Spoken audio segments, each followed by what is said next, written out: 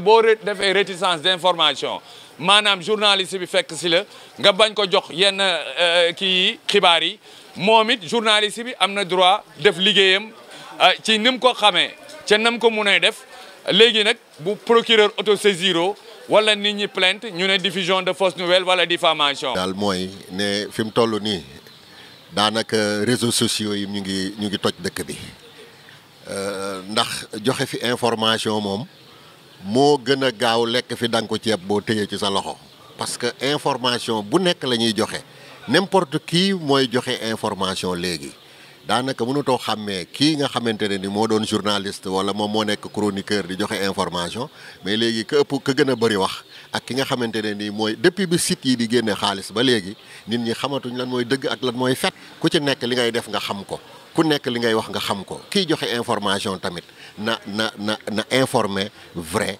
et juste bu fekkente ne dañoo bëgg réew mi jëm kanam ndaxte yow boo ñëwee organe de presse bi la recruter kooku moo am dogal ci yow war laa fay ne la defal ma nangam wala diffuser ma bi information am ngeen rédacteur en chef am nga lu nekk boo ñëwee da nga koy soumettre sa papier mu correctif fii ci war moom mu apporter ko ci bu fekkente ne am na leneen tamit mu bàyyi noonu mu jàll wala bu dee lu ñu war a diffuser ñu diffuser ko bu dee lu ñu war a publier ñu publier ko man loolu noonu laa ko gisee nañ am un peu plus de retenue parce que réew mi ñoo ko bokk ñoo bokk lu ñu gëm. mooy démocratie dafa am fu mu yem am na fu mu commencé am na fu mu yem démocratie nekkul nit ki lu la neex nga wax wala lu la neex nga def ba àgg na ba ci sa biir kër du lu la neex nga wax du lu la neex nga def kon ginnaaw ni mu doo ko def sa biir kër waroo koo def ci réew liberté d'expression am na fu mu yem.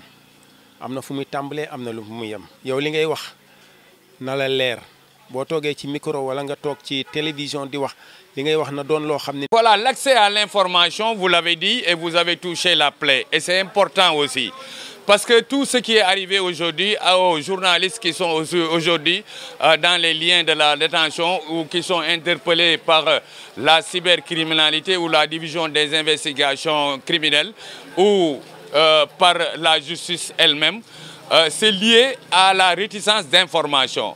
Parce qu'un journaliste qui a envie de montrer aux autorités que voilà, il y a des manquements par-ci ou par-là, s'il va au niveau d'une institution pour aller à la quête de l'information, on le prive de ces informations. Bon, si je dois parler de l'accès à l'information, maintenant tout le monde a accès à l'information.